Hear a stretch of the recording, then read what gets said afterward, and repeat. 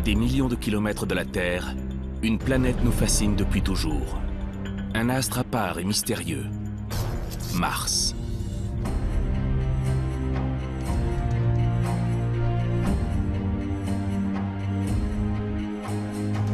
À la surface, un désert rouge battu par les vents, de gigantesques volcans et une atmosphère toxique. Mais sur ce territoire hostile et froid, apparaissent les vestiges d'un passé plus hospitalier. Des rivières asséchées, des lacs, des deltas qui démontrent qu'autrefois, l'eau, source de vie, coulait à flot sur la planète rouge.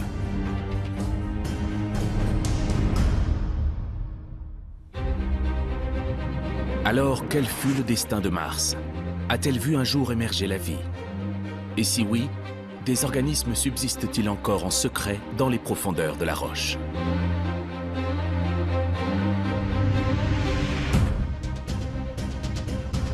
Depuis plusieurs décennies, des robots arpentent le sol martien à la recherche du moindre indice de vie extraterrestre. Et bientôt, l'homme s'y rendra à son tour pour coloniser une nouvelle Terre. Scientifiques, ingénieurs, entrepreneurs, tous préparent en détail ce long et périlleux voyage où la moindre erreur pourrait être mortelle. Le compte à rebours a commencé pour faire de Mars la prochaine frontière de l'humanité.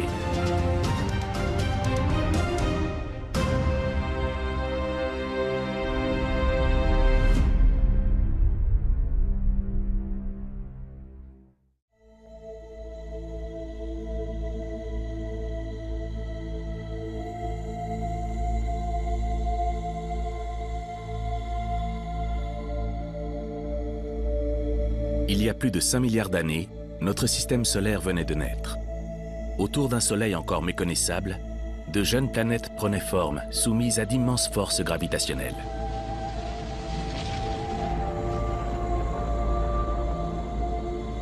Parmi elles, une planète bleue à l'allure familière. Il ne s'agit pas de la Terre, mais de sa voisine, Mars. Durant le premier milliard d'années de son existence, Mars n'était pas le désert rouge que l'on connaît aujourd'hui. Elle était soumise à une intense activité volcanique et bombardée en permanence par des météorites. Des gaz échappés de ses entrailles formaient une atmosphère dense. Des pluies diluviennes s'abattaient à la surface et Mars était recouverte d'un vaste océan.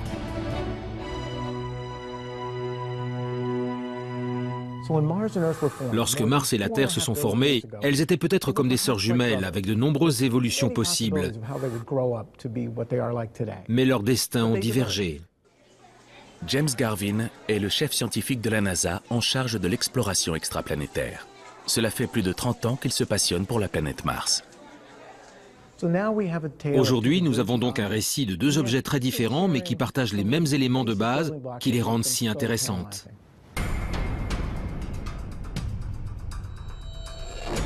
Après une évolution similaire, les destins de la Terre et de Mars vont diverger brutalement. Que s'est-il passé?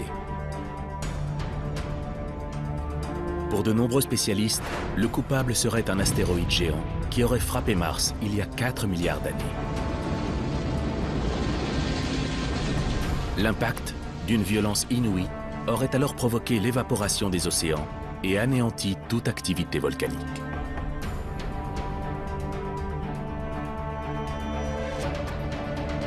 Mais pour les spécialistes, cet astéroïde tueur ne serait pas le seul responsable de la transformation de Mars.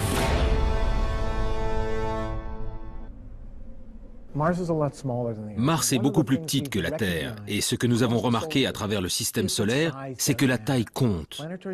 La masse planétaire a un impact sur la façon dont l'atmosphère évolue.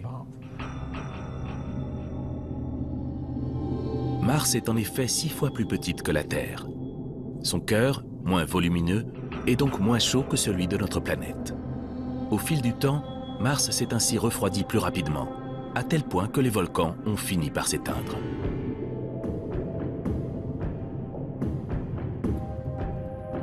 Sans apport nouveau, l'atmosphère s'est alors dissipée peu à peu, évaporée dans l'espace, laissant l'astre à la merci des rayons cosmiques et du froid intersidéral.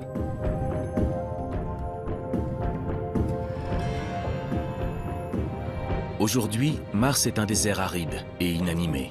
À la surface, la température moyenne est de moins 63 degrés. L'atmosphère, riche en dioxyde de carbone, est 100 fois moins dense que sur Terre. Dans cet environnement hostile, l'eau, source de vie, ne semble plus avoir sa place. Pourtant, si le précieux liquide a autrefois coulé à flot, est-il possible qu'il en reste aujourd'hui en surface ou en souterrain? Aurait-il permis à une vie extraterrestre de s'y développer? Et si oui, des organismes primitifs survivent-ils encore en secret quelque part sur la planète rouge? Si nous venions à découvrir qu'une molécule capable de se reproduire, à l'image de la vie sur Terre, existait sur Mars, ce serait une des découvertes les plus importantes de toute l'histoire de l'humanité. Cela changerait tout ce que nous savons. Notre proche voisine recèle encore de nombreux mystères. Et pour les percer, cela fait plus de 50 ans que l'homme s'est lancé à sa conquête. 4, 3, 2, 1. And liftoff.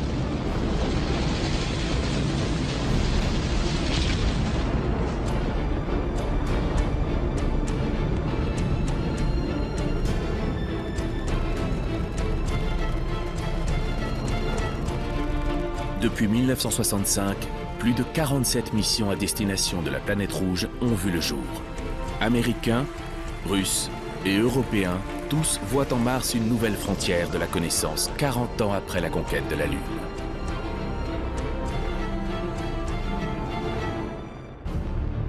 Et dans cette course interplanétaire, personne n'a connu autant de succès que les scientifiques du Jet Propulsion Laboratory, ou JPL, en Californie. Le JPL est le saint des saints de la conquête spatiale. C'est ici que la plupart des robots de la NASA sont conçus, testés, assemblés et télécommandés.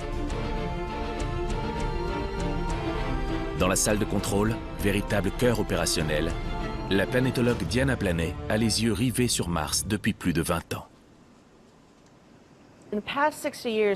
Durant ces derniers 60 ans, l'exploration de Mars est passée de l'observation par télescope au survol par satellite, et aujourd'hui, nous y avons atterri. Nous sommes à même le sol, et nos rovers peuvent regarder et analyser la roche de la même façon que les humains. Les premiers succès martiens du JPL remontent à 1964, quand la sonde Mariner 4 passe à proximité de la planète pour en prendre les toutes premières photos. 12 ans plus tard, elle est suivie par les sondes Viking 1 et Viking 2 qui se posent sur le sol martien. Et ces 15 dernières années, tout s'accélère. Les Américains envoient successivement 4 rovers et 3 satellites à destination de la planète rouge. Grâce à ces ambassadeurs robotisés, nous pouvons explorer Mars comme si nous y étions. À la surface, les traces d'un passé humide et chaud se dessinent. Les satellites nous révèlent des paysages qui ressemblent parfois à s'y méprendre à ceux de la Terre.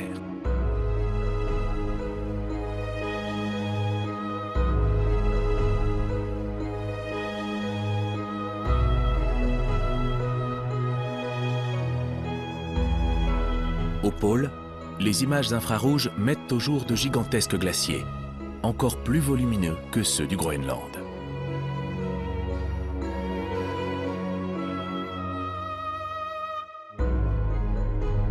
Puis en l'an 2000, le satellite Mars Global Surveyor prend des clichés du même cratère à plusieurs jours d'intervalle.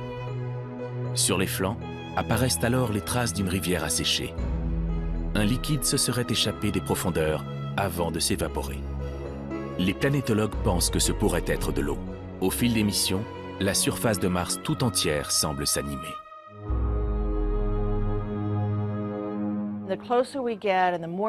Plus nous explorons et récoltons de données, plus nous réalisons que l'eau est un élément important de son histoire. Et pas seulement de l'eau qui coule, mais de l'eau qui change la chimie de la planète. En 2004, le satellite européen Mars Express détecte d'infimes traces de méthane s'échappant du sous-sol. Explication possible, Ce gaz serait produit par des organismes microscopiques vivant dans des cavités souterraines. 3 ans plus tard, une roue du rover Spirit se brise et en raclant le sol, met à jour de la silice. Cette molécule se forme dans des conditions très précises, qui pourraient justement permettre l'émergence de la vie.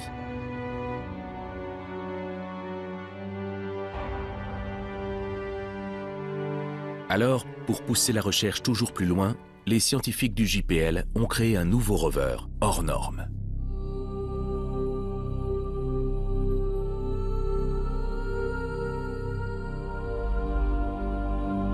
Ce petit miracle de technologie s'appelle Curiosity. De la taille d'une petite voiture et pesant près d'1 tonne, sa construction a pris plus de 7 ans. Son prix, 2,5 milliards de dollars. Et depuis le 6 août 2012, il arpente la surface de la planète rouge. Sa mission, découvrir des traces de vie, présentes ou passées. Pour y parvenir, ce robot avatar est équipé de 14 instruments à la pointe de la technologie. Un bras robotisé multifonction, un laser capable de dissoudre la roche à distance, et surtout, un mini-laboratoire embarqué, le SAM. Avec lui, Curiosity analyse en temps réel la composition chimique des échantillons récoltés. Il peut ainsi détecter la présence de molécules d'origine organique, en d'autres termes, des signatures de la vie. Pour le guider dans sa recherche, Curiosity peut compter sur un expert du pilotage basé à plusieurs millions de kilomètres de là.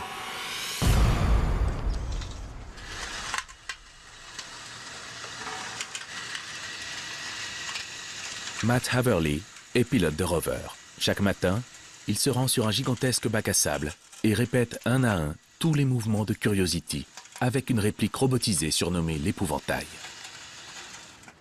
Nous conduisons ce rover ici dans un endroit appelé le Mars Yard au JPL. De cette façon, nous pouvons évaluer le type de terrain que le rover peut surmonter et ceux dont nous devrions nous méfier et éviter. Pour piloter l'épouvantail, Matt utilise tout simplement son smartphone. Mais quand il s'agit de Curiosity sur Mars, la réalité se révèle bien plus complexe. La distance entre Mars et la Terre est si grande que les ondes radio mettent en effet plus de 20 minutes pour parvenir jusqu'au rover. Impossible donc de le contrôler en temps réel. Sur Mars, le rover se met en mode sommeil la nuit. Nous élaborons une liste de commandes informatiques, les envoyons par email, puis il se réveille et fait ce que nous lui avons demandé. Nous, sur Terre, allons dormir et le lendemain, on recommence le même processus. À près de 300 millions de kilomètres de là, Curiosity a parcouru plus de 700 mètres en l'espace de 8 mois. Mais pour l'heure, pas la moindre preuve sur la présence de micro-organismes vivants ou fossilisés. Et pourtant, la vie pourrait bel et bien exister sur ce territoire hostile et froid.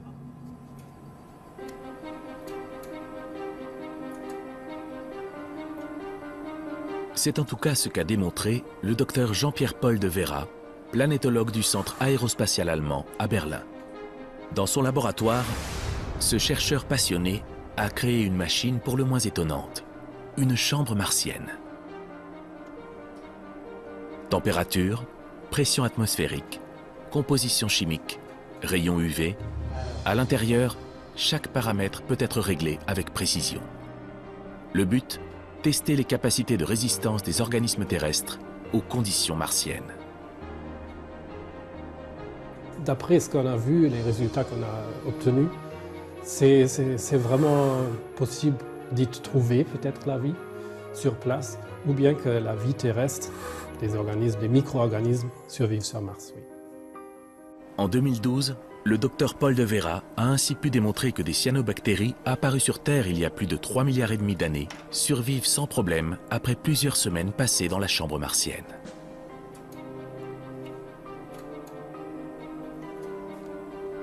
Mais des organismes plus complexes pourraient-ils eux aussi subsister? Pour le savoir, le docteur de Vera répète son expérience avec des lichens prélevés sur l'un des territoires les plus hostiles au monde, l'Antarctique. 9 jours après leur première exposition, les lichens montrent des résultats étonnants. Non seulement ils survivent, mais ils prospèrent et pratiquent la photosynthèse comme si de rien n'était. C'est impressionnant parce qu'on n'a jamais cru d'avoir ces résultats-là. Surtout avec des organismes qui sont un peu plus complexes. Ce n'est pas que des bactéries, ce sont des organismes qui utilisent la photosynthèse. Loin d'un désert sans aucun potentiel, la planète rouge se révèle donc un terreau fertile pour certains organismes. La vie, c'est possible sur la planète Mars et que Mars est une planète habitable. Habitable pour des organismes qu'on trouve sur Terre. À la surface de la planète rouge, les rovers continuent donc leurs recherches. Mais ces monstres de technologie ont leurs limites. Ils sont lents, fragiles et toujours à la merci d'une panne. Alors, pour les planétologues, la prochaine étape de l'exploration martienne est claire. Il faudra envoyer les hommes.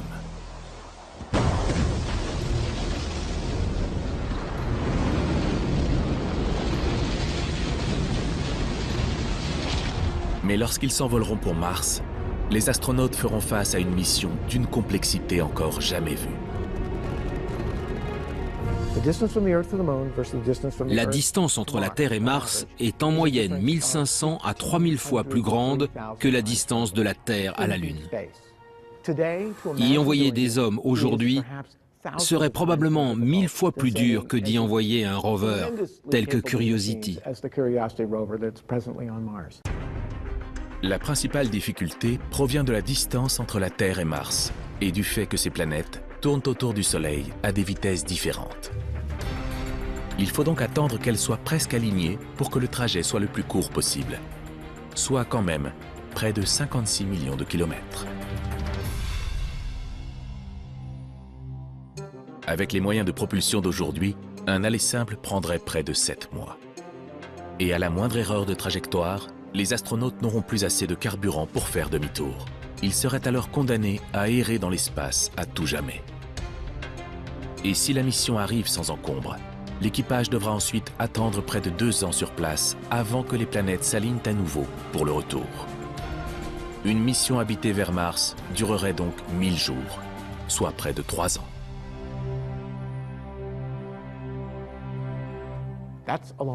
Et ça, c'est un long séjour dans l'espace. Le plus long séjour jamais entrepris par des astronautes dans l'espace lointain est de 12 jours. Les missions Apollo. C'est tout.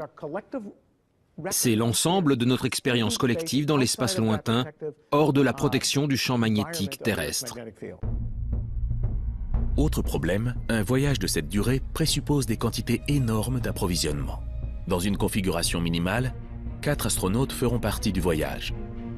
Mais pour maintenir cet équipage en vie, il faudra 15 tonnes d'eau et 20 tonnes de nourriture. Il faudra aussi emporter 350 tonnes de carburant pour propulser le vaisseau.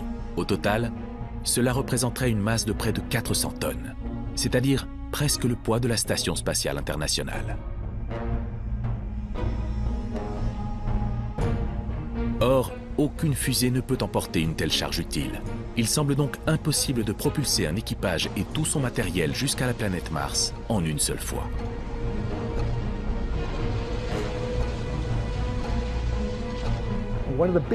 Un des plus grands changements de paradigme que nous pensons être primordial est de séparer l'équipage de sa cargaison. En fin de compte, nous pouvons inventer de nouveaux moyens de propulsion qui changeront la façon dont nous voyagerons vers Mars. C'est plus dur, mais c'est possible, et cela rendrait la planète rouge bien plus accessible. La révolution technologique ne s'est pas encore produite, mais ce pourrait être pour bientôt. Aux États-Unis, des laboratoires privés se mettent à rivaliser avec la NASA et cherchent à créer les moyens de propulsion de demain.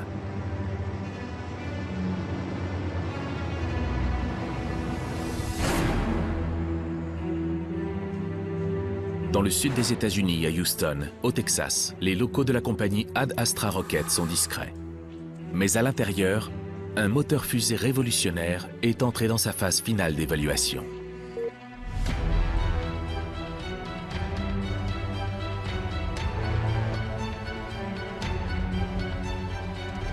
C'est une fusée magnétoplasma à impulsion spécifique variable, ou VASIMR en anglais.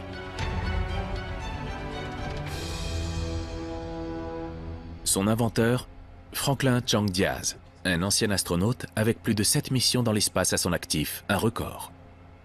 Le moteur Vasimr est un nouveau type de fusée. C'est une fusée au plasma. C'est une fusée électrique.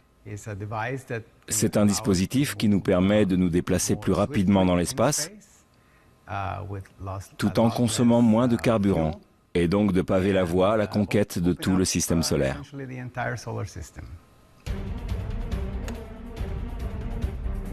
Aujourd'hui, Chang Diaz et son équipe vont tester leur moteur pour la 10 000e fois. C'est le résultat de plus de 30 ans de recherche et 8 ans d'opération.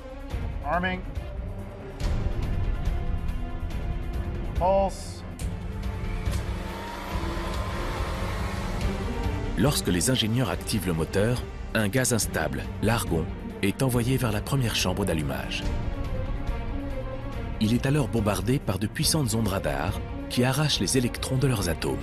L'argon se transforme alors en plasma, une soupe de particules dotée d'une énergie considérable. Ce plasma est ensuite canalisé vers la deuxième étape d'allumage, où il atteint des millions de degrés. Là, un système d'aimant le propulse avec force vers l'extérieur à plus de 50 km/s.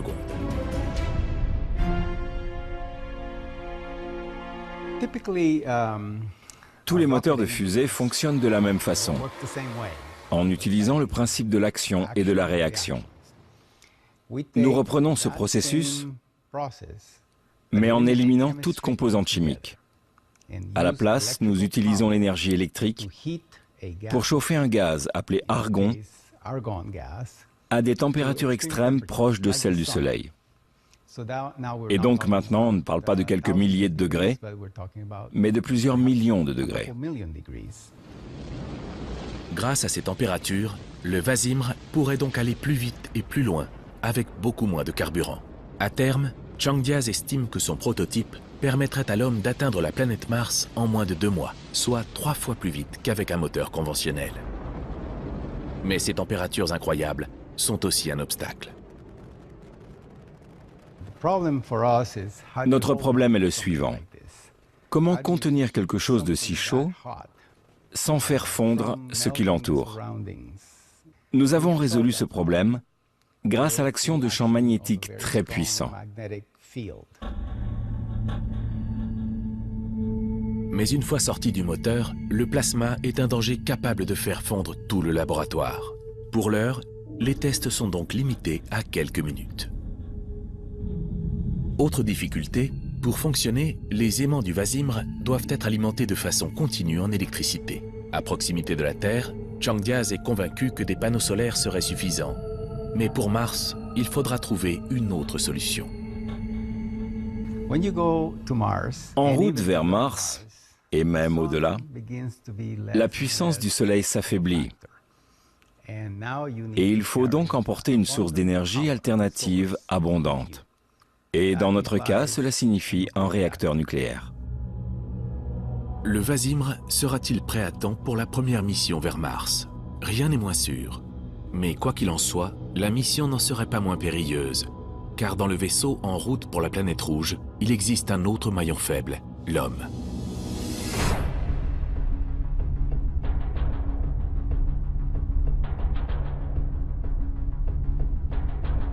Depuis le début de la conquête spatiale, les limites du corps humain sont incontournables. Pressurisation, température, oxygène, tout doit être contrôlé pour maintenir les fonctions vitales. La pesanteur, aux apparences ludiques, est elle aussi une menace qui affaiblit nos os et réduit notre masse musculaire. Mais parmi ces dangers invisibles, l'un des plus nocifs est aussi celui que nous connaissons le moins. Il s'agit du rayonnement cosmique. Un flux de particules né au cœur des étoiles.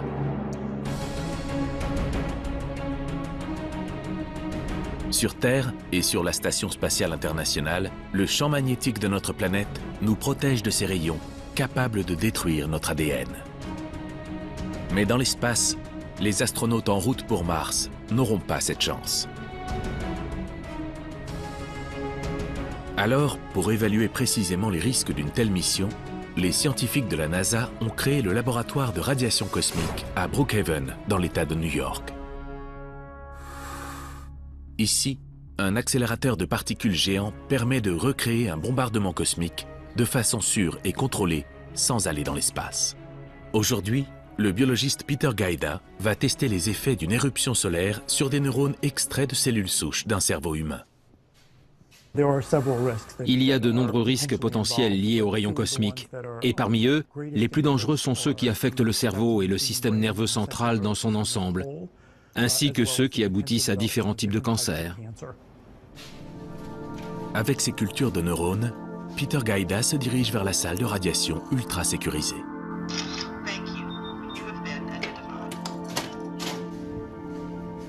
Il aligne les échantillons au moyen d'un laser. Les rayons vont ensuite être accélérés jusqu'à des vitesses proches de celles de la lumière, puis canalisés en faisceaux carrés de 20 cm sur 20 cm. Une fois ressorti de la salle de radiation, Peter allume l'accélérateur de particules pour une durée de 2 minutes. Sur les écrans de contrôle, de nombreuses taches vertes apparaissent. C'est le signe que l'ADN des cellules a été endommagé. Ce que l'on voit ici est un phénomène appelé piste. En fait, une particule est passée à travers cette cellule et ensuite a traversé le nucléus de la prochaine cellule. Près de 80% des cellules sont touchées. Alors quels sont les risques qui attendraient le premier équipage vers Mars? Impossible d'obtenir un diagnostic sûr, car dans l'espace, la dose et le type de rayon varient en permanence. Alors Peter répète ses expériences des centaines de fois, sur des dizaines de cellules, afin d'arriver à des approximations statistiques.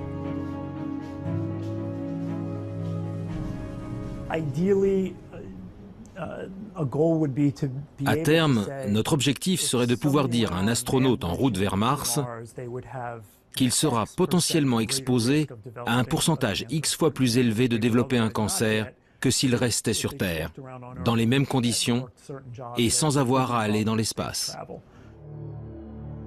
En attendant des réponses claires, les scientifiques utilisent certains matériaux comme le polyéthylène, un type de plastique, ou l'aluminium pour limiter les dégâts et absorber une partie des rayons. Mais le risque zéro n'existe pas. Dans son vaisseau, le premier équipage vers Mars sera donc probablement exposé à des dommages physiques irréversibles. Mais il devra aussi être prêt à confronter des pressions psychologiques hors normes.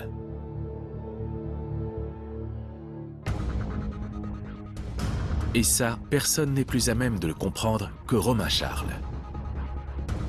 Ce Français de 33 ans a en effet passé 520 jours dans un espace confiné avec 5 autres volontaires pour participer à la plus grande expérience d'isolement jamais entreprise, la mission Mars 500.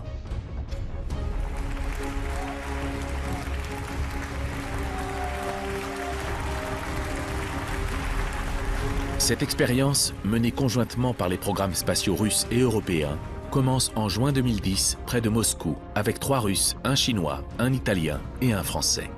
Son objectif, simuler les contraintes physiques et psychologiques d'une mission aller-retour vers Mars et mesurer de façon scientifique les réactions de l'équipage.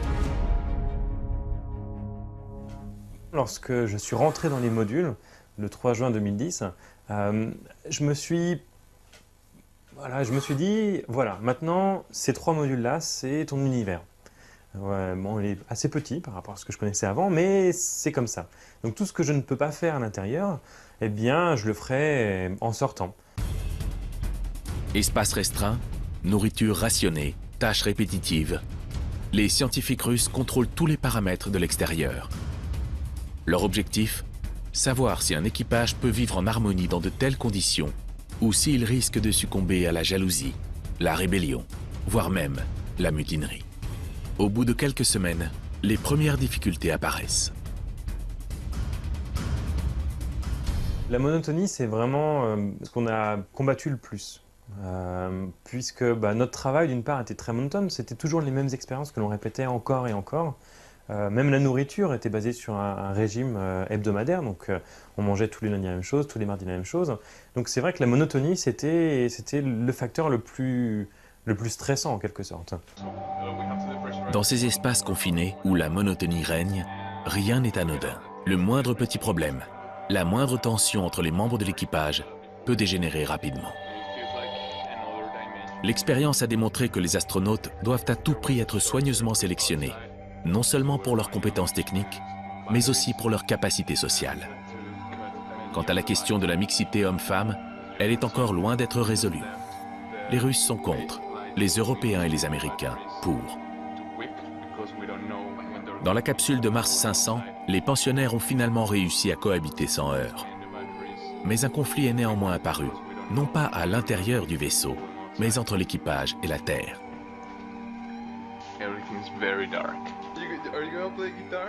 Petit à petit, au cours de la mission, parce qu'on ne comprenait pas forcément tous les choix que la Terre faisait et ne prenait pas le temps de nous expliquer, il y avait une certaine tension qui s'était créée.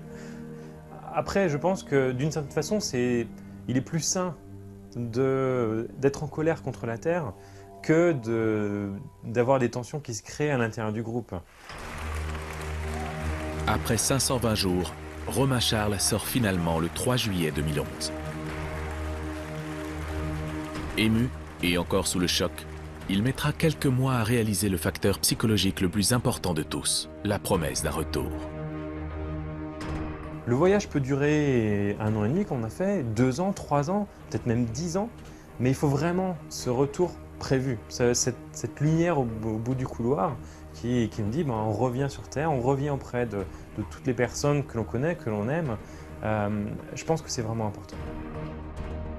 Mais pour pouvoir espérer rentrer, les astronautes devront d'abord survivre aux dangers qui les attendront quand ils seront en vue de la planète Mars.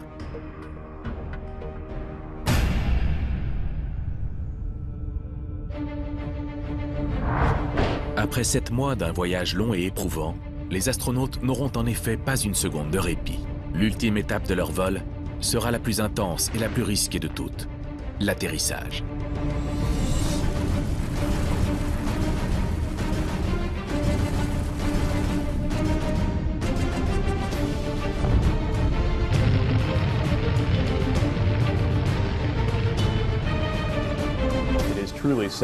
C'est vraiment 7 minutes de terreur. Et ça commence avec un impact de 20 000 km/h avec l'atmosphère martienne à plus de 130 km d'altitude.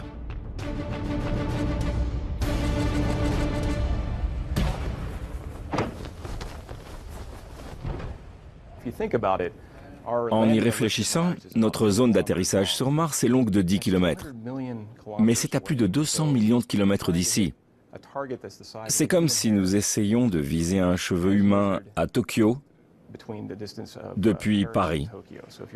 C'est ça que nous essayons de viser, un cheveu à Tokyo depuis Paris. Durant ces 7 minutes de terreur, le vaisseau devra pénétrer dans l'atmosphère martienne, déployer son parachute et ralentir pour éviter un crash mortel. Et enfin, il devra se poser sur le sol en toute sécurité. 3 étapes cruciales au cours desquelles la moindre erreur se révélerait fatale.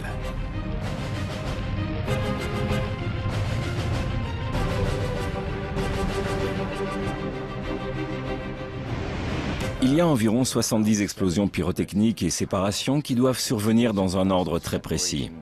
Si l'une d'entre elles a un problème, c'est fini. Game over. Pour éviter une telle catastrophe, cela fait plus de 50 ans que la NASA teste différents types de solutions. Les sondes Viking et Phoenix ont atterri avec des rétrofusées. Les rovers jumeaux, Spirit et Opportunity, ont atterri avec un système d'airbag géant.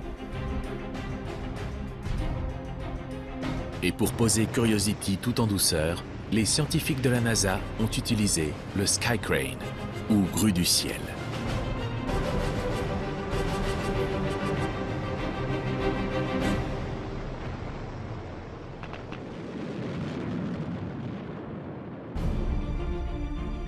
Mais une mission habitée serait 30 fois plus lourde que Curiosity.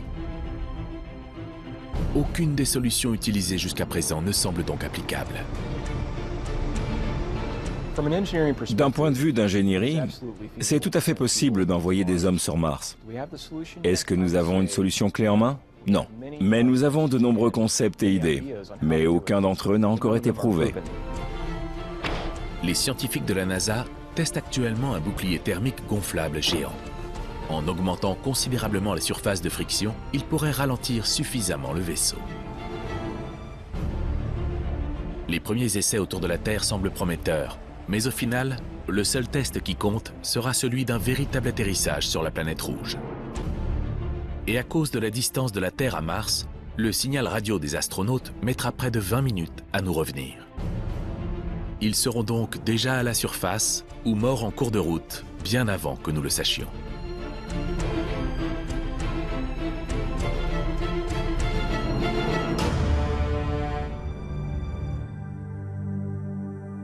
Mais si un jour des hommes parviennent à toucher le sol et à faire le premier pas sur Mars, il s'agira sans doute d'un moment historique pour toute l'humanité.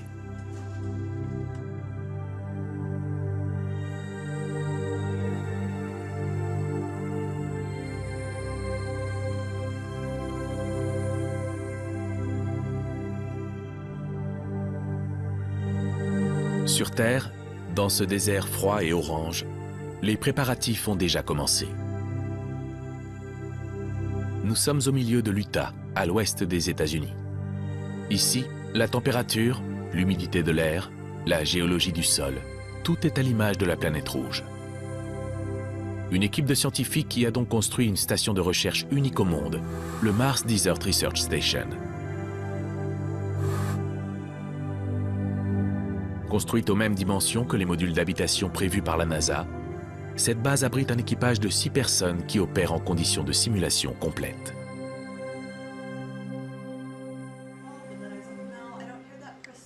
Melissa Butler est le chef de mission.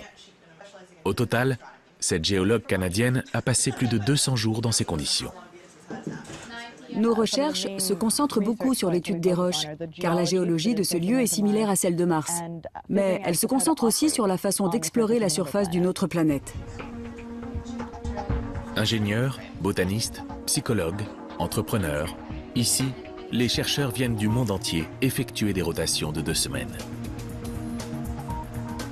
L'eau, la nourriture et l'électricité sont rationnées, l'activité très réglementée. Les membres de l'équipage de la station ont à cœur de faire avancer notre connaissance de Mars de façon scientifique.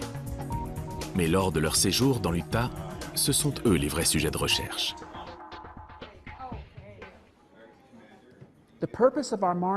L'objectif de notre station de recherche martienne est de tester les différentes façons d'explorer la surface de Mars. Le docteur Robert Zubrin est le fondateur et le directeur de la Mars Society. Cet ingénieur passionné est à l'origine de la station de recherche. Il y aura des astronautes à pied, il y aura des astronautes dans des rovers motorisés. Il y aura ceux qui restent à la base, ceux qui seront au centre de contrôle sur Terre. Il y aura des satellites en orbite, il y aura des robots sur la surface et dans les airs. Le but est de comprendre comment utiliser tous ces différents éléments pour les faire travailler à l'unisson afin de maximiser l'exploration de Mars.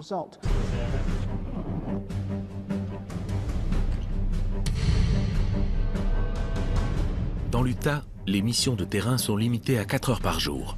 Et pour rester au plus près de la réalité, les combinaisons de simulation sont obligatoires.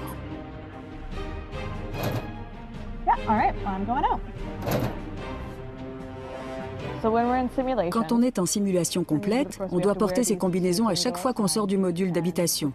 Et avant d'en sortir, nous devons passer à travers un sas et effectuer une séquence de dépressurisation qui dure 1 minute, ce qui est frustrant. Galactica, this is Starbuck. We've left the airlock and we're proceeding towards our EVA destination. Galactica, understood. Good luck out there. Galactica, thank you. We'll check in again in about half an hour. Over.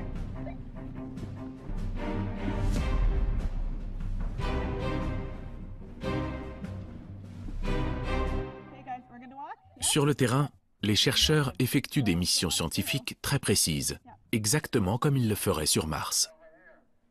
Des expéditions de reconnaissance à l'escalade, en passant par des prélèvements d'échantillons. Tout est fait dans des conditions de simulation qui compliquent les moindres faits et gestes.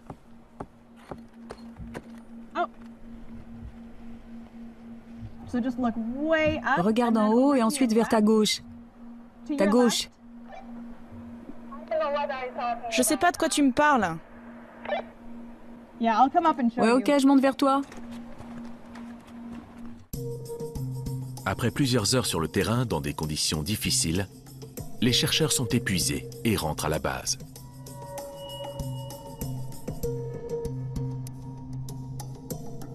À l'intérieur de l'habitat, les problèmes sont différents. Ici, c'est la cohabitation qui prime. L'expérience a démontré qu'un équipage devait rassembler des spécialistes de tous bords, se complétant les uns les autres, tant sur le plan technique que psychologique.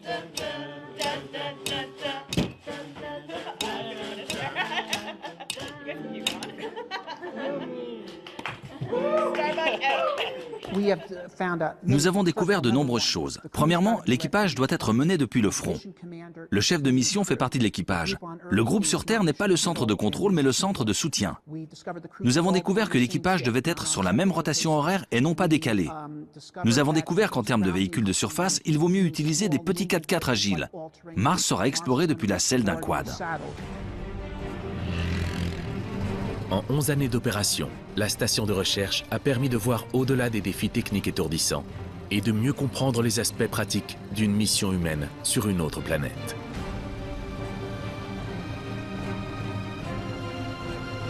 Dans l'Utah, les chercheurs ne restent que 2 semaines. Sur Mars, le séjour durera près de 2 ans. Alors si un problème se révèle ennuyeux au cours de la simulation, il pourrait devenir insurmontable lors d'une véritable mission. Et au bout de chaque rotation, l'une des contraintes qui fait l'unanimité est presque toujours la combinaison spatiale. Les combinaisons sont encombrantes et posent problème quand on essaie de faire de la géologie. Ici, nous pourrions bien sûr enlever nos casques, comme je le fais maintenant. C'est très tentant. Psychologiquement, c'est très dur de se tenir aux conditions de simulation et de garder le casque pour faire avancer la recherche sur les facteurs humains. Pour permettre aux premiers explorateurs de percer les mystères de la planète rouge, résoudre ce problème de mobilité se révèle donc un paramètre essentiel.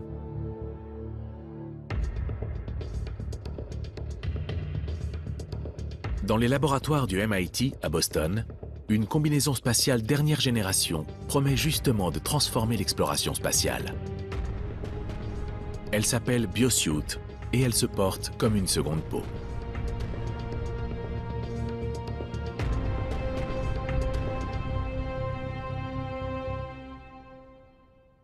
Les BioSuits sont des combinaisons spatiales futuristiques patentées par le MIT. C'est vraiment une combinaison pour la Lune ou Mars. Le professeur Dava Newman est l'inventeur de cette combinaison innovante. Et sa priorité est simple, libérer les astronautes.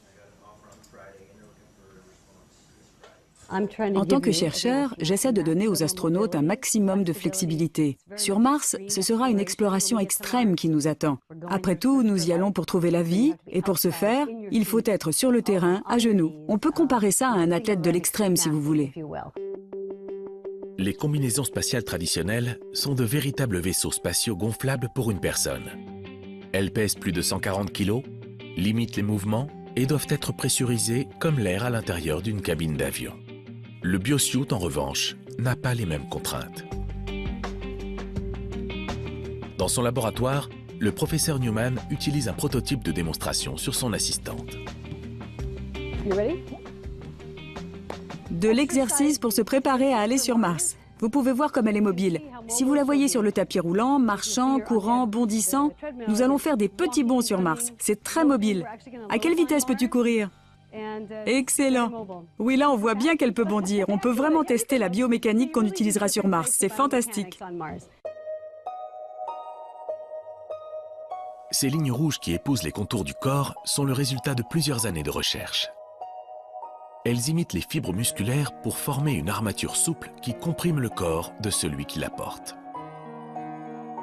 Avantage d'un tel système de pressurisation mécanique, les astronautes ne seront pas à la merci d'une déchirure qui serait sinon instantanément fatale.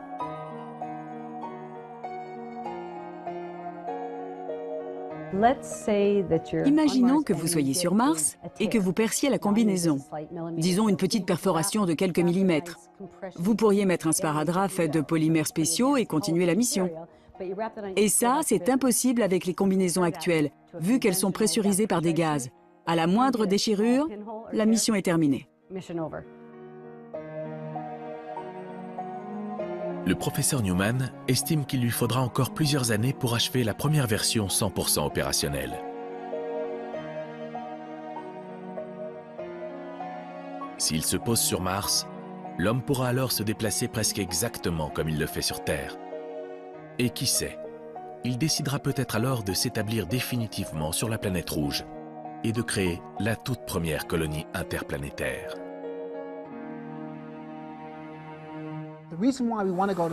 La raison pour laquelle nous souhaitons aller sur Mars est qu'il s'agit d'une planète qui possède toutes les ressources nécessaires à la vie. Si nous pouvons utiliser ces ressources intelligemment, cela rendrait une mission vers Mars bien plus réaliste. Pour le docteur Zubrin, la colonisation de Mars serait envisageable dans plusieurs décennies. Mais à condition que les pionniers de l'espace soient d'abord autosuffisants, c'est-à-dire capables de produire les éléments essentiels à leur survie, sans dépendre de ravitaillement en provenance de la Terre. L'élément le plus important et le plus simple est de fabriquer du carburant et de l'oxygène. Et nous savons exactement comment le faire. Et je ne parle pas de technologies sorties tout droit de la science-fiction, mais simplement de processus d'ingénierie connus. Pour survivre dans leur module d'habitation, les premiers hommes pourront compter sur une ressource dont Mars dispose en abondance, le dioxyde de carbone.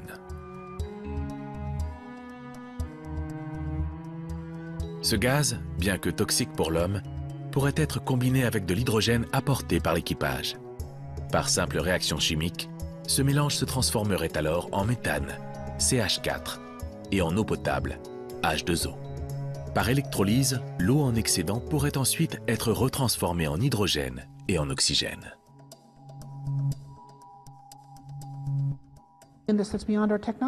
Rien de tout cela est au-delà de nos capacités technologiques. Et une fois ce processus en place, nous pourrions construire des serres sur Mars et faire pousser des plantes grâce au CO2 martien. Nous pourrions faire des céramiques grâce à la matière martienne, et même du verre, du plastique, du métal, et même des tubes, des cordes, et enfin à terme des modules d'habitation. Si nous développons tout ça, les colons martiens pourront être autosuffisants. Tous les éléments sont déjà sur place, il faut juste y ajouter notre ingéniosité.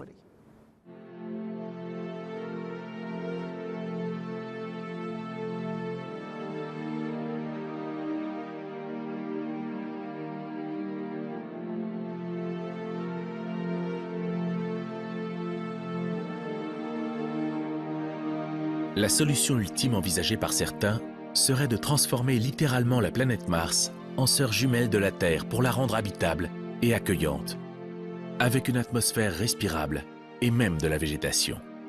C'est ce qu'on appelle la terraformation.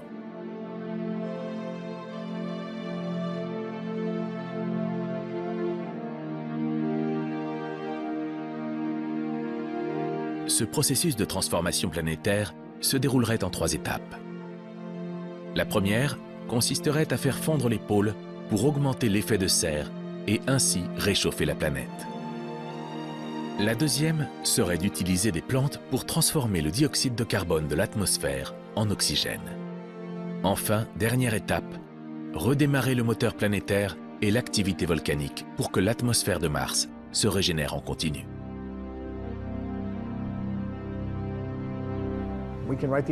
On peut écrire les équations et voir où les chiffres nous mènent, mais c'est de la folie. Car il faut soit des quantités énormes d'énergie pour démarrer les réactions chimiques, ou alors des quantités énormes de matériaux qu'il faut amener depuis la Terre. Pour être honnête, malgré le fait que de nombreux scientifiques aient publié des articles à ce sujet, il n'existe pas de solution applicable pour terraformer Mars. Mais avant de rêver à changer l'écosystème d'une planète entière, les scientifiques se concentrent d'abord sur un premier objectif moins irréaliste. Poser le pied sur la planète rouge et revenir sain et sauf sur Terre.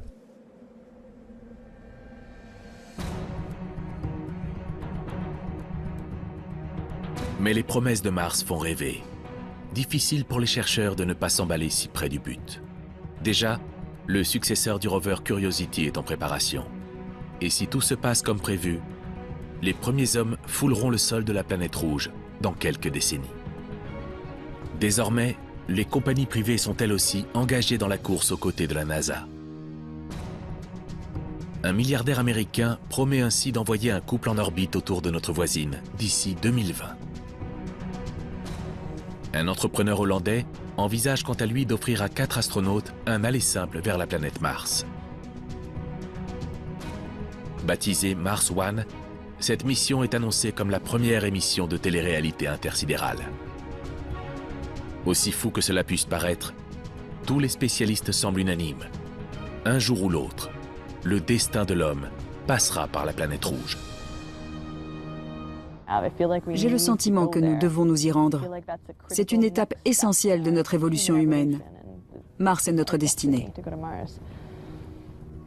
C'est le lieu le plus proche de chez nous où nous pouvons poser des questions fondamentales sur qui nous sommes, où nous allons et sur ce qu'il risque d'advenir à la Terre. Évidemment, nous ne nous arrêterons pas à Mars. Nous irons sur Mars et puis quoi? Nous continuerons sur notre lancée. Ce que nous voulons, c'est un accès à l'ensemble du système solaire. D'ici 200 ans, il y aura de nouvelles branches de la civilisation humaine sur Mars. De nouvelles sociétés avec de nouvelles langues, de nouvelles expressions littéraires et de nouvelles formes d'organisation sociale. C'est quelque chose d'incroyable et de formidable. Et si nous avons en nous la capacité de créer quelque chose d'aussi extraordinaire, alors nous avons l'obligation de le faire. À l'aube du 3e millénaire, l'homme serait donc en passe de devenir une espèce interplanétaire. Un pionnier repoussant les frontières de la vie, de la connaissance et de l'humanité. Et cette aventure pourrait commencer ici, sur Mars.